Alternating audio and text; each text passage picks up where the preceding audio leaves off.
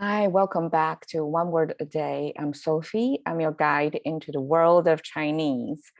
Let me show you what we learned yesterday first, and then we are going to learn a new expression. So yesterday we learned this wonderful, beautiful picturesque word called 山花浪漫. I noticed I mispronounced 浪漫.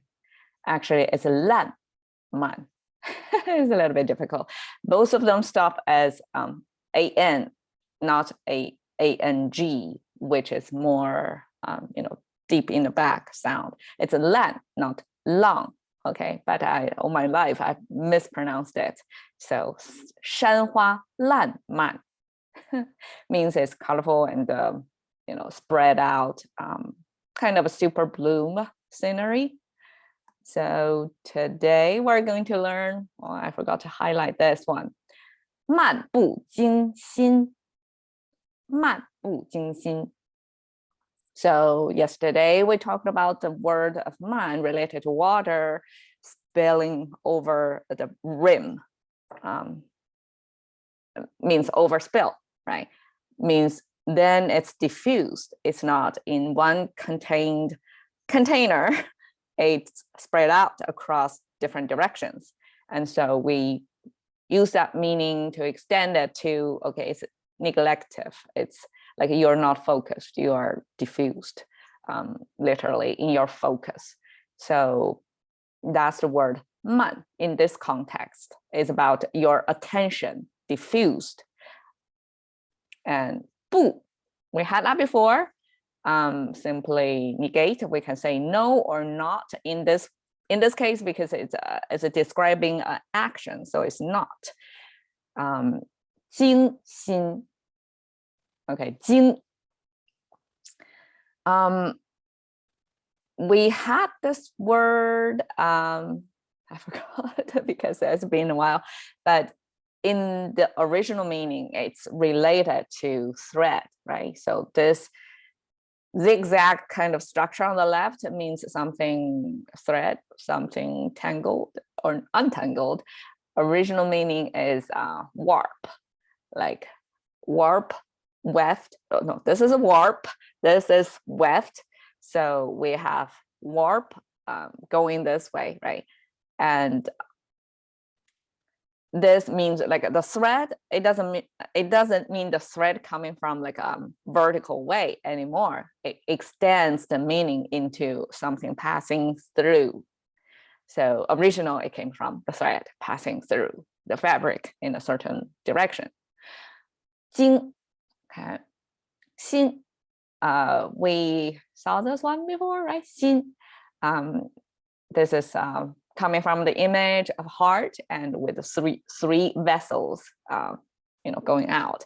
So I don't know, like a Chinese, if we had in ancient times anatomy that somebody do, observe, look at the heart, the structure, if it got 3 tubes coming out. Even like modern days, my anatomy is like minimal, so I don't know the structure of heart if it is true with 3 tubes out. And 漫不经心, altogether, I find the English concept probably lukewarm. It's like you're not enthused. You are not excited about something. You force yourself to do something. You have to be present. You have to be there, but mentally, you're really checked out. You are not focused. So I'm not sure if there are, I'm pretty sure there are better words to describe the situation that you lost your focus. And something in front of you, the information or the happening, the learning in front of you, you're not take it in to pass through your heart. It's like going somewhere else, not even through your brain. I mean, the heart literally means the brain, right? So it's like you're so unfocused, the information passing by you without passing through your brain. Okay, there's no input and output. Definitely no input. Okay, so the picture I showed here is kind of exaggerated. expression of in ancient times, we talked about how Chinese, as the upward mobility, the only one channel back then, not by birth, but by studying hard, and then outperform everybody else. And so that you got picked into kind of scholarship recognition. I mean, there are different ranks, right?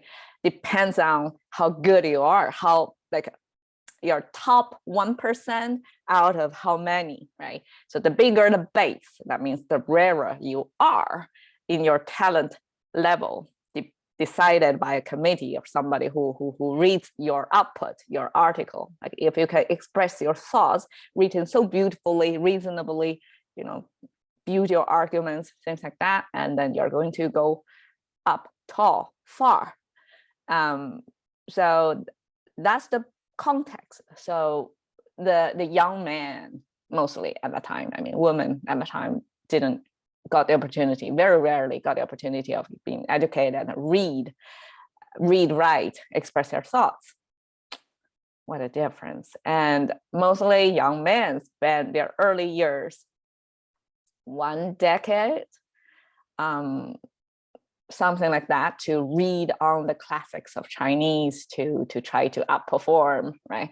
And be promoted, picked, recognized, and then the rest of their life are pretty much set, or in a different stratification. So they come up with a saying of 头悬梁锥刺股. 头, your head, 悬梁. It's kind of like ancient times, men kind of have more like a longer hairstyle. And so they have this extra hair that can be put together and put on a string and attached to the roof. So it's like when you're kind of dozing off, you're losing it, you something like a physical structure hold your head up so that you're not like this guy. 锥刺股. Wow, this is the 锥. So 锥 is a metal thing, right? We have the metal here. Something sharp in a metal, sharp metal to punch or cut, or something to sting you. 骨 means bone. So this is there's no clear visual as to when people were doing that, or if this was just a legend or it was real.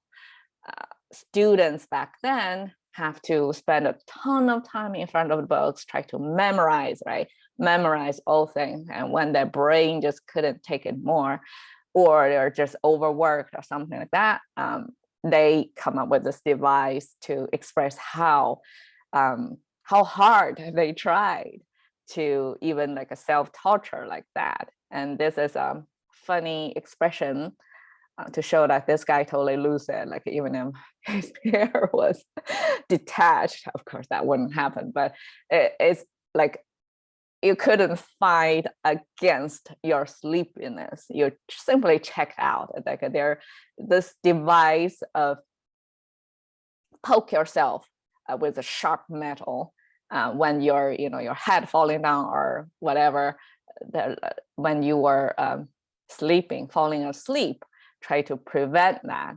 Like it's useless. Like this, power of sleep is overpowered this guy of trying to just learn a little bit more, and so that it can perform a little bit better in the exams back then. So I'm using this picture to try to describe the meaning of when you are spending time on something, but it doesn't really come through your mind. Like it's bypass you, 不经, not through, and heart is your mind, right? Not through your brain. That's the situation. All right. Thank you for your time. I hope to see you another day.